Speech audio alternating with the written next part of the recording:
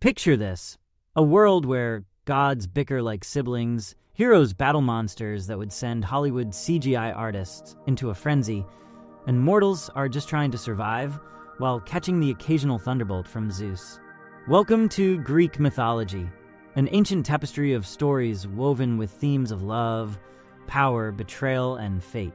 It's not just mythology, it's the original drama series, complete with plot twists that would make even today's soap operas jealous. Greek mythology isn't merely about entertainment, though. It shaped the ancient world, influencing art, architecture, and even how people understood the cosmos. Think of it as a guidebook for living or surviving, depending on how often the gods decided to intervene.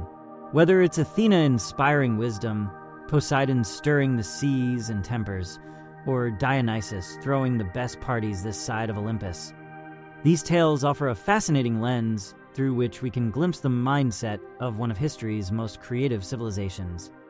Buckle up, because we're diving headfirst into the myths that gave us the names of planets, inspired some questionable baby names, and left a legacy that's still captivating us thousands of years later.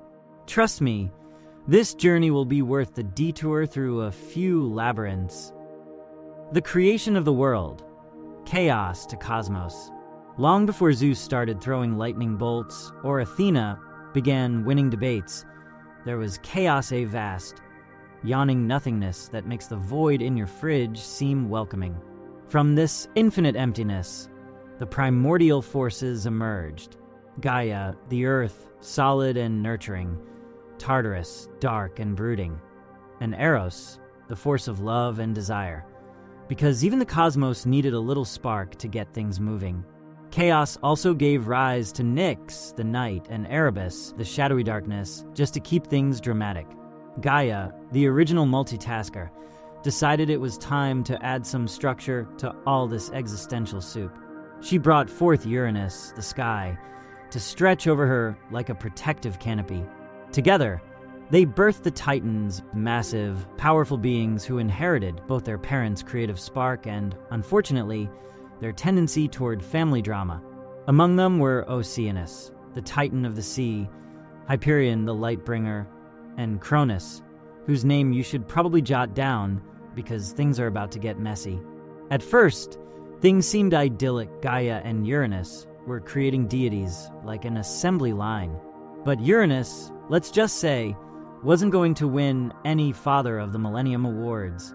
Paranoid and controlling, he feared his children might overthrow him, an oddly specific fear for someone inventing creation. To keep them in check, he shoved them back into Gaia's womb. Yes, back into the earth itself. Gaia, understandably furious, hatched a plan. She crafted a sickle, handed it to Cronus, and whispered something along the lines of, "Handle this, kiddo." Cronus, armed with the first weapon in mythological history and a serious grudge, ambushed Uranus during one of his descents to Earth. With a decisive swing, he castrated Uranus and threw the severed parts into the sea. From this act of cosmic dysfunction came new life. Aphrodite, the goddess of love and beauty, emerged from the sea foam, proving that even chaos can yield something spectacular. With Uranus dethroned, Cronus declared himself the new king of the cosmos. Under his reign, the Titans flourished, but like father, like son, Cronus inherited his dad's paranoia. A prophecy foretold that one of his children would overthrow him, so Cronus devised a brilliant plan. He simply ate his kids. Rhea, his wife, was less than thrilled with his eat the air parenting strategy. When her youngest, Zeus, was born, Rhea tricked Cronus by giving him a rock swaddled in cloth. Cronus, evidently not one for thorough inspections, swallowed it whole. Meanwhile, Zeus was spirited away to a cave on Crete, raised in secret, and prepared for the ultimate family reunion, one that would involve Olympian gods, cosmic battles, and a lot of unresolved issues. And thus, the stage was set. From the primordial chaos to the Titan dynasty, the world was now primed for the rise of Zeus and the Olympians. But don't get too comfortable. This family feud is just heating up. The birth of the Olympian gods. If Cronus thought swallowing his kids was a foolproof plan to avoid the prophecy, he clearly underestimated the lengths a scorned mother and a determined son would go to. Zeus, hidden away on Crete and raised on ambrosia and divine drama, grew into a god with ambition as towering as Olympus itself. Meanwhile, Cronus, blissfully unaware of the storm brewing, was ruling the cosmos with all the warmth of an iron sickle. When Zeus came of age, Rhea let him in on the family secret, and by family secret, we mean the fact that Cronus had swallowed all his siblings. Disgusted but determined, Zeus sought the help of Metis, the goddess of wisdom. Together, they concocted a cunning plan to rescue Zeus' siblings and dethrone Cronus. Metis brewed a potion so potent it would make Cronus cough up his kids faster. Zeus, now fully embracing his role as the hero of this family saga, disguised himself as a humble servant and slipped the potion into Cronus' drink. Sure enough, Cronus began retching, and one by one, the Olympian gods were freed. First came Hestia, goddess of the hearth, followed by Demeter, goddess of agriculture, Hades, god of the underworld, and Poseidon, god of the sea. Fully grown and understandably annoyed at their father, they rallied around Zeus, ready to reclaim the cosmos. But unseating Cronus wasn't going to be as simple as a quick family intervention. Cronus, backed by the Titans, prepared for war. What followed was the Titanomachy, a 10-year clash so epic it could rival any blockbuster battle sequence. On one side, the Titans, led by Cronus, wielded the raw power of the ancient cosmos. On the other, the Olympians, with Zeus as their charismatic leader, had cunning, strategy, and, most importantly, a thirst for change. Zeus, in a stroke of tactical genius, sought the help of the Cyclopes and the Cenomanes, beings imprisoned by Cronus because, well, he had a habit of locking up anything remotely threatening. Grateful for their freedom, the Cyclopes forged weapons for the Olympians, gifting Zeus his iconic thunderbolt, Poseidon his trident, and Hades a helmet of invisibility. With these divine tools, the tide of war turned. The final battle was a spectacle of cosmic proportions. Zeus unleashed his thunderbolts with relentless fury, Poseidon shook the earth with his trident, and Hades used his helm to sow fear and confusion among the Titans.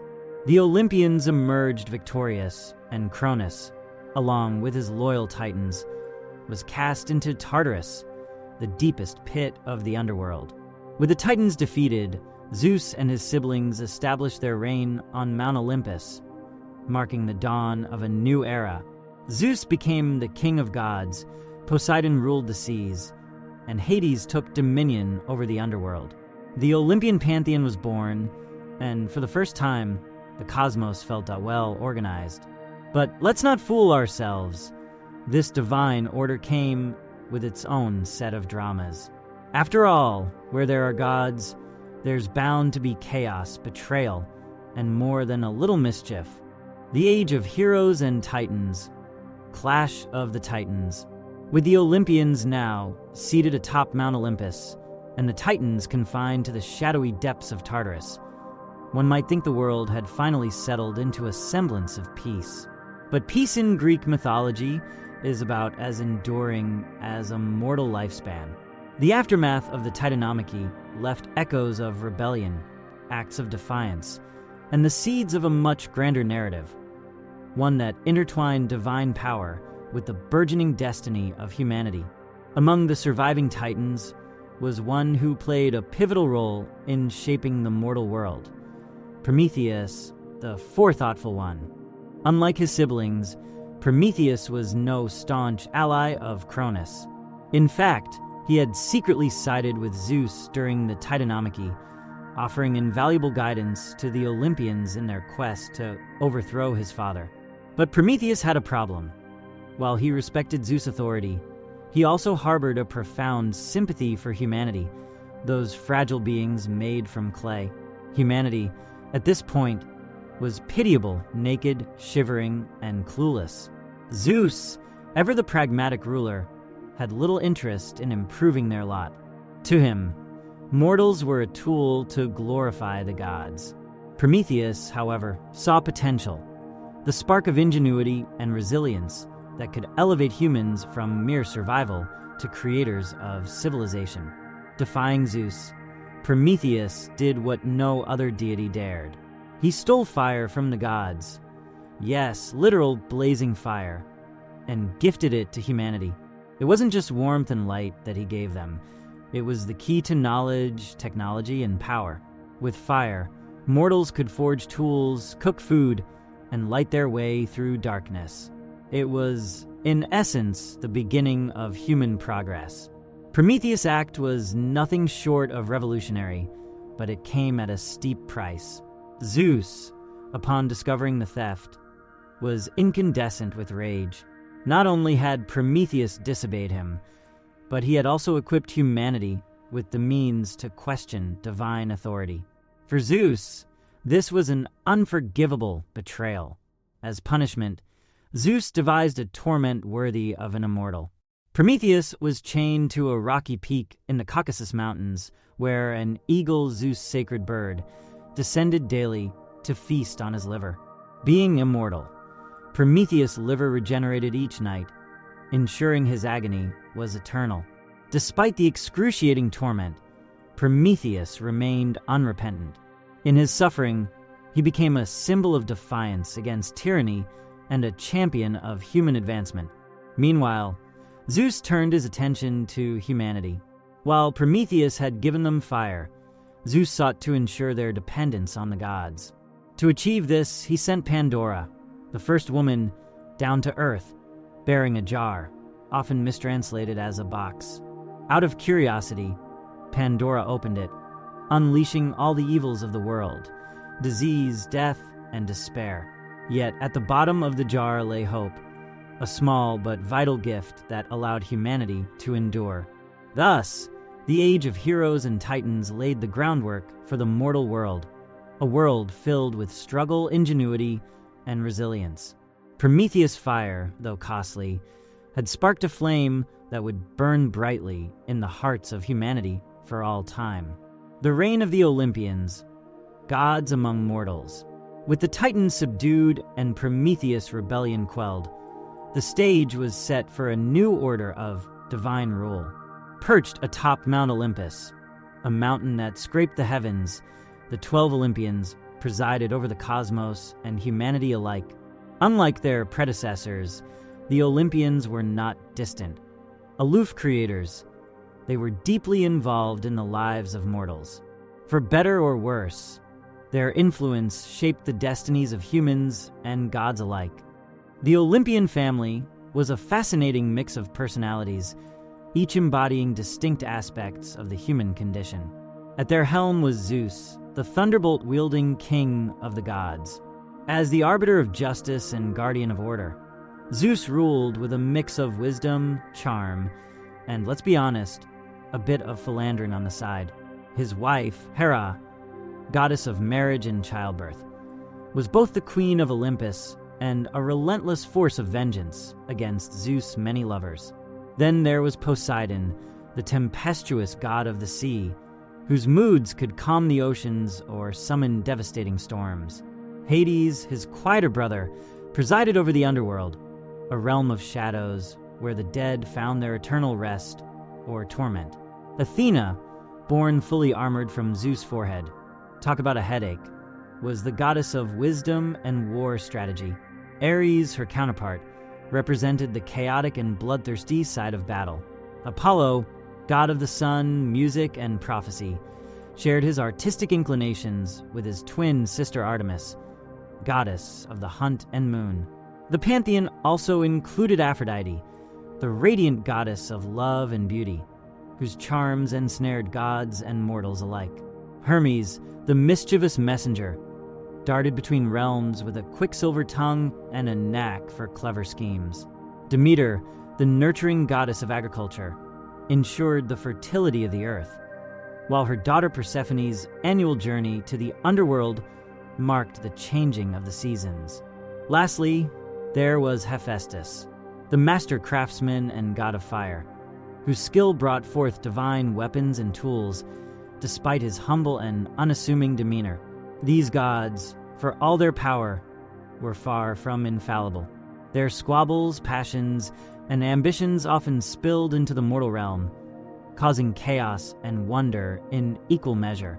Mortals could find themselves blessed with abundance or cursed with unimaginable suffering, depending on the whims of the gods. A farmer might receive a bountiful harvest, thanks to Demeter's favor, or be struck by a thunderbolt for slighting Zeus. The Olympians were infamous meddlers. Wars, love affairs, and even casual insults could draw their attention. Consider the Trojan War, sparked by a divine beauty contest and prolonged by the gods' interference. Or the tale of Arachne, a mortal weaver whose hubris led Athena to transform her into a spider, forever weaving her intricate webs. The Olympians' reign was marked by an intimate, if volatile, relationship with humanity. Their actions were a mirror of mortal virtues and flaws, making them relatable and revered in equal measure. For the people of ancient Greece, the gods were not distant ideals. They were part of life's tapestry, unpredictable and endlessly fascinating. The epic myths of the gods, love, betrayal, and war, three forces that define human experience, were no strangers to the Olympian gods. Their passions, rivalries, and schemes rippled through the heavens and into the mortal world, leaving behind tales as complex and enduring as the stars themselves. Let us delve into these epic myths, where love blooms in shadows, betrayal cuts like a blade, and war ignites over the smallest spark. First, the tale of Persephone and Hades unfolds like a bittersweet ballad. Persephone, daughter of Demeter, was a goddess of spring and vitality, a symbol of life's renewal. Yet, her radiance caught the eye of Hades, ruler of the Underworld, who desired her as his queen. Without a word of consent, he spirited her away to his shadowy realm. Demeter's grief was immeasurable, and as her sorrow deepened, the earth grew barren, crops withered, and famine loomed. Mortals prayed desperately, but Demeter refused to tend to the earth until her daughter was returned. Zeus, seeing the calamity, intervened. Hades reluctantly agreed to release Persephone, but not before tricking her into eating pomegranate seeds, a binding contract to spend part of each year with him. Thus, the cycle of seasons was born. Spring and summer marked Persephone's joyous return, while autumn and winter reflected Demeter's mourning. This tale is more than a love story. It is an exploration of loss, compromise, and the delicate balance of life. Then there's the infamous beauty contest that sparked one of the greatest wars in mythological history. It began at a divine wedding where Eris, goddess of discord, tossed a golden apple inscribed with the words to the fairest. Naturally, Hera, Athena, and Aphrodite each claimed the prize. Zeus, ever the delegator, passed the responsibility to Paris, a mortal prince of Troy. The goddesses offered bribes. Hera promised power. Athena offered wisdom and victory in battle, but Aphrodite played her trump card, love. She promised Paris the most beautiful woman in the world, Helen of Sparta. Blinded by desire, Paris awarded the apple to Aphrodite. True to her word, she helped him abduct Helen, who happened to be married to King Menelaus of Sparta. Thus, the Trojan War erupted, a decade-long clash of heroes, gods, and mortals, all over a golden apple and a woman's heart. And who could forget the divine love triangle of Hephaestus, Ares, and Aphrodite? Hephaestus, the brilliant but unassuming god of fire, was married to Aphrodite, the epitome of beauty. Yet, her affections strayed to Ares, the brash and passionate god of war. Their secret affair was eventually discovered by Hephaestus, who, despite his heartbreak, crafted a cunning trap, a net so fine it was invisible, but strong enough to ensnare them both. He exposed their betrayal to the other gods, who laughed at the spectacle. Through these myths, the gods mirrored humanity's greatest triumphs and deepest flaws, making their stories timeless. Love could bind or break. Betrayal could wound or awaken. And war, though devastating, could unite even the most unlikely of allies. Demigods and heroes, bridging heaven and earth. Greek mythology isn't just a world of gods and their dramas. It is also the realm of demigods and heroes, figures who straddle the line between mortal and divine, their lives filled with trials that echo human struggles and aspirations. These heroes, born of gods and mortals, were not perfect beings, but flawed individuals whose feats and failures brought them closer to the divine. Their stories offer timeless lessons on courage, perseverance, and humanity's eternal quest to transcend its limitations. Let us begin with Perseus, the hero who dared to face the monstrous Gorgon, Medusa. Perseus' birth itself was the stuff of legends. His mother, Danae, was imprisoned by her father, King Acrisius, to prevent a prophecy that her son would one day kill him. Zeus, however, entered her chamber in the form of golden rain, because why not? And Perseus was born. When tasked with retrieving Medusa's head, Perseus received divine assistance. Athena gave him a polished shield to avoid the Gorgon's petrifying gaze, and Hermes provided winged sandals for swiftness.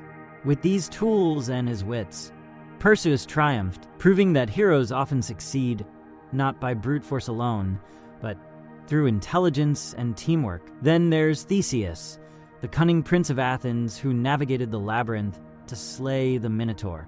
The beast, half man and half bull, was a living reminder of human folly and divine retribution. Armed with nothing but a sword and a ball of thread given to him by Ariadne, Theseus used ingenuity to navigate the maze and defeat the beast. His story is a metaphor for overcoming life's most bewildering challenges. Sometimes the simplest tools, like a thread, can guide us through our darkest moments. No discussion of Greek heroes would be complete without Heracles, known to the Romans as Hercules. The son of Zeus and Alcmene, Heracles' life was marked by suffering and redemption. Hera, Zeus' jealous wife, despised him and sent him into a frenzy that led to a tragic crime, unwittingly killing his wife and children. Seeking atonement, Heracles undertook the famous 12 labors, tasks so arduous they seemed impossible. From slaying the Nemean lion with its impenetrable hide to capturing the elusive golden hind of Artemis, Heracles' labors were not just feats of strength, but symbols of humanity's resilience. Cleaning the Augean stables, a task requiring him to reroute rivers, reminds us that even the most mundane problems can have ingenious solutions. Retrieving the apples of the Hesperides, guarded by a dragon, highlights the importance of clever alliances as Heracles enlisted the Titan Atlas to assist him. Together, these tales illustrate the essence of the hero's journey in Greek mythology. The hero leaves the ordinary world, faces trials that test their mettle, and returns transformed, bearing knowledge or gifts for humanity. In the stories of Perseus, Theseus, and Heracles, we see reflections of our own struggles to confront fears, solve puzzles, and seek redemption. The heroes of Greece remind us that greatness isn't born, it's forged in the crucible of adversity. The Trojan War, a tale of love, deception, and destiny. Few tales in Greek mythology capture the grandeur and tragedy of the human condition quite like the Trojan War.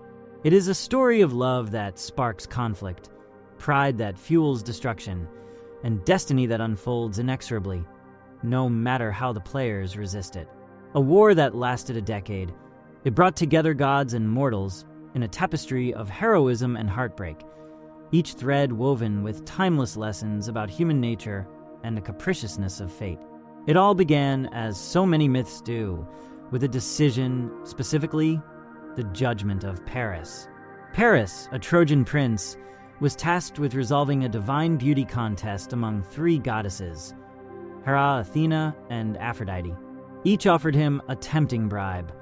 Hera promised power, Athena promised wisdom in battle, and Aphrodite, ever the romantic, promised him the most beautiful woman in the world. Paris, thinking with his heart or perhaps his eyes, chose Aphrodite, earning her favor and, in the process, the eternal enmity of the other two. His reward?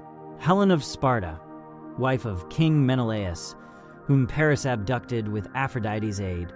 Whether she went willingly or was taken remains debated, but one thing was certain: the act ignited a war that would reshape the ancient world.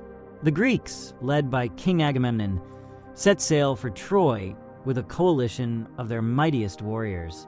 Among them were Achilles, the nearly invincible hero with a fatal heel, Odysseus, the cunning strategist, and Ajax, the towering brood of unmatched strength. The Trojans, led by noble Hector, prepared to defend their city, with the gods themselves taking sides.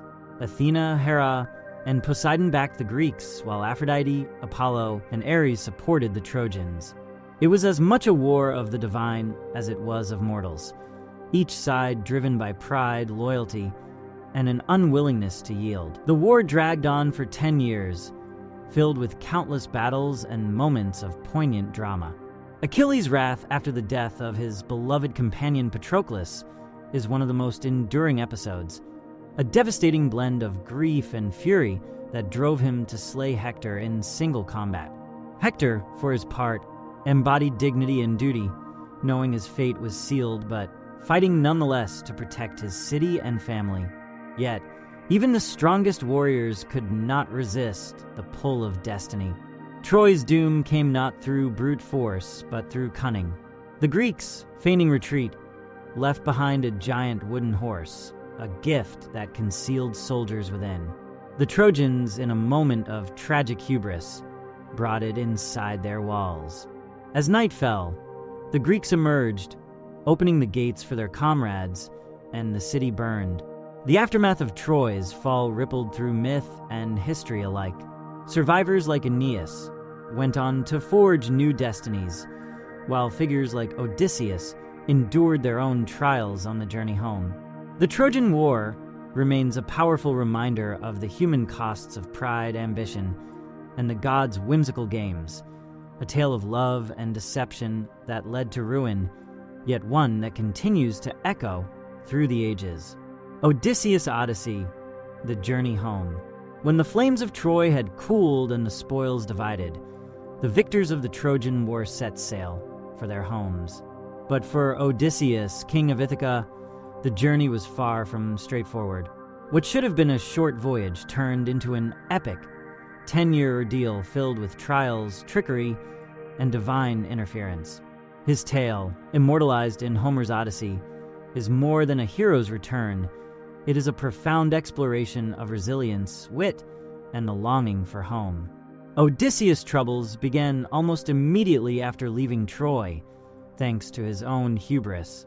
While his cunning had been instrumental in the Greeks' victory, his sharp tongue was less helpful when he insulted Poseidon, god of the sea, after blinding the Cyclops Polyphemus, one of Poseidon's sons. This act of defiance earned him the god's wrath, ensuring his journey home would be anything but smooth. The Cyclops encounter itself is legendary. Seeking refuge on an island, Odysseus and his men stumbled into the lair of Polyphemus, a one-eyed giant with a taste for human flesh. Trapped in the cave, Odysseus devised a plan to blind the Cyclops with a fiery stake after plying him with wine. Introducing himself as nobody, Odysseus ensured that when Polyphemus cried for help, he would shout, "Nobody is attacking me!" A clever trick that allowed the Greeks to escape beneath the bellies of sheep. This act demonstrated Odysseus' resourcefulness, but also sowed the seeds of his prolonged suffering. From there, Odysseus' journey grew increasingly surreal. He encountered the enchantress Circe, who turned his men into swine, a situation he resolved with a mix of charm and divine assistance. He ventured into the Underworld to consult the seer Tiresias, navigating the realm of the dead with a steady heart and keen mind.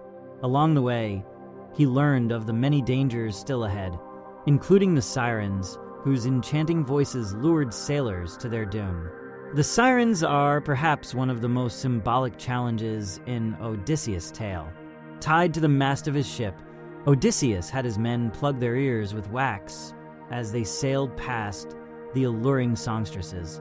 Unable to act on his overwhelming desire to answer their call, he embodied the struggle of self-restraint, a theme as relevant today as it was in ancient Greece. Even when the end seemed near, fate was not done testing him. Shipwrecked on the island of Ogygia, Odysseus was held captive by the nymph Calypso for 7 years, her love for him an inescapable chain. Eventually, the gods intervened, and Odysseus was set free to continue his journey. Through storms, monsters, and gods, Odysseus' trials were not just physical, but deeply emotional. His determination to return to his wife, Penelope, and his son, Telemachus, kept him moving forward. The Odyssey is not merely a tale of adventure. It is a meditation on the endurance of the human spirit, the power of cunning over brute force, and the timeless yearning for home, a place not just of walls and hearth, but of love and belonging. The Underworld, Hades' domain. Beneath the mortal world lies the shadowy realm of Hades, the Greek underworld, a place where the living dare not tread and the dead find their eternal rest or unrest, as the case may be. Governed by Hades, the stern yet fair god of the dead, this mysterious domain is not simply a pit of despair. It is an intricate tapestry of regions and rules, offering rewards for virtue, punishment for vice, and an unsettling neutrality for everyone else. The journey into the underworld begins with the crossing of the river Styx, where Charon, the grizzled ferryman, demands his fare. Those without the requisite coin, typically placed in the mouths of the deceased by their living kin, are left to wander the shores, trapped in limbo. For those who pay, the journey continues to the grand gates guarded by the monstrous Cerberus, a 3-headed hound with an appetite for keeping the living out and the dead in. Once inside, the underworld divides itself into 3 distinct regions, each tailored to the moral quality of a soul's earthly life. First is the Asphodel Meadows, an endless, gray expanse where ordinary souls reside in a state neither joyous nor tormented. It is the ultimate resting place for those who led lives unremarkable in virtue or vice. The monotony here is a sobering reminder of a life without ambition or extremes. For the virtuous few, there is Elysium, a paradise of eternal spring where heroes, poets, and the exceptionally righteous bask in endless bliss. Imagine a Greek vacation spot where the weather is always perfect, the wine flows freely, and the company includes the likes of Achilles and Orpheus. Some even speak of the Isles of the Blessed, a VIP section of Elysium reserved for those who have achieved greatness across multiple lifetimes. Then there's Tartarus, the pit of eternal torment, reserved for the wicked and rebellious. Titans like Cronus, who defied Zeus, are imprisoned here, writhing in darkness and despair. This fiery abyss is a chilling reminder that in the Greek cosmos, hubris and malevolence do not go unpunished. But the underworld is not just about geography, it's about judgment. Upon entering, souls are presented before the 3 judges, Minos, Rhadamanthus, and Aeacus. With no lawyers and no appeals, these divine arbiters swiftly determine a soul's eternal destination. Amid this grim scenery, some stories rise above the gloom, such as the tragic tale of Orpheus and Eurydice. Orpheus, the greatest musician of Greek lore, descended into Hades armed only with his lyre and an unyielding love for his wife, Eurydice. His music was so moving that even Hades and Persephone were swayed, granting him permission to lead Eurydice back to the living world on one condition: he must not look back until they reached the surface. In a heart-wrenching moment of doubt, Orpheus glanced behind, losing her forever to the shadows. The underworld is more than a realm of the dead. It's a mirror of human choices, fears, and hopes, a reminder that In life as in death, the paths we walk are determined by the steps we take. The fall of heroes, tragedy and fate. Greek mythology does not shy away from triumph, but it also delves deeply into the inevitable falls that follow. The tragic fates of its heroes serve as a stark reminder that greatness often comes with an equally great price. Through tales of figures like Oedipus and Icarus, the Greeks explored profound themes of hubris, destiny, and the fragility of the human condition. Take Oedipus, for instance, a man destined from birth to a life of unimaginable sorrow. His tale begins with a prophecy foretelling that he would kill his father and marry his mother. To avoid this fate, his parents, King Laius and Queen Jocasta, abandoned him, leaving him to die on a mountainside. But fate, as the Greeks so often emphasized, as a way of weaving its threads tightly. Oedipus was rescued and raised by another royal family, unaware of his true origins. As a young man, Oedipus encountered Laius on the road. An argument escalated into violence, and unaware of his identity, Oedipus killed the man who was, in fact, his father. Later, through a series of twists, he unknowingly married Jocasta, fulfilling the chilling prophecy. The revelation of these truths shattered his world, leading Jocasta to take her own life and Oedipus to blind himself in despair. His story encapsulates the Greeks' belief in inescapable fate, a force that even the wisest and most virtuous cannot outwit. Then there's Icarus, whose tale warns against the dangers of overreaching ambition. Imprisoned on the island of Crete with his father, the master craftsman Daedalus, Icarus sought freedom in a bold and ingenious way: flight. Daedalus constructed wings made of feathers and wax, instructing his son to follow a careful path between the sun and the sea. But as the exhilaration of flight overtook him, Icarus soared too high. The heat of the sun melted the wax, holding his wings together, and he plummeted into the ocean below. The Greeks told such stories not just to entertain, but to teach. Icarus' fall represents hubris, the overconfidence that leads one to defy natural limits, and the dire consequences that follow. His tragic demise is a cautionary tale, a reminder of the delicate balance between ambition and recklessness. Greek tragedy as a genre reflects this fascination with human fragility. In the works of playwrights like Sophocles, Aeschylus, and Euripides, the audience was presented with characters whose flaws, pride, rage, or blind ambition set them on a collision course with their own undoing. Tragedy wasn't simply about sorrow. It was about catharsis, a purging of emotions that left the audience wiser, more aware of the precarious balance between human aspirations and the whims of fate. These tales of fallen heroes resonate because they mirror real life. They reveal a world where brilliance and flaws coexist, where even the greatest can fall, and where fate often has the final word. The Greeks may have mourned their tragic heroes, but in their falls, they found profound truths about the human condition. Legacy of Greek mythology. Influence on modern culture. Greek mythology, though born millennia ago, remains a powerful force in shaping the way we think, create, and tell stories. Its tales of gods, heroes, and the eternal struggle between fate and free will have seeped into the bedrock of Western culture, leaving an indelible mark on art, literature, and philosophy. Consider the works of Renaissance artists like Botticelli and Michelangelo, who drew heavily from Greek myths to craft their masterpieces.